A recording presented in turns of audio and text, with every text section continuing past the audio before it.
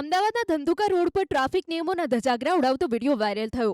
Viral વિડીયોમાં એક ખાનગી પેસેન્જર ગાડીમાં ક્ષમતા કરતાં પણ વધુ મુસાફરોને અંદર ઠાંસીને ભરેલા જોઈ શકાય છે.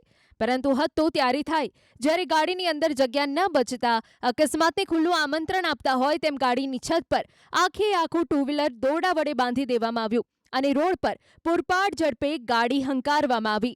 રસ્તા પરથી પસાર થઈ રહેલા એક અન્ય કાર ચાલકે આ સમગ્ર ભયાનક દ્રશ્યો પોતાના કેમેરામાં કેદ કરી લીધા છે. અહીં કાયદો અને વ્યવસ્થા તેમજ માનવ જિંદગીની પરવા કર્યા વગર મોતની સવારી ખુલ્લેઆમ દોડતી જોવા મળી રહી છે.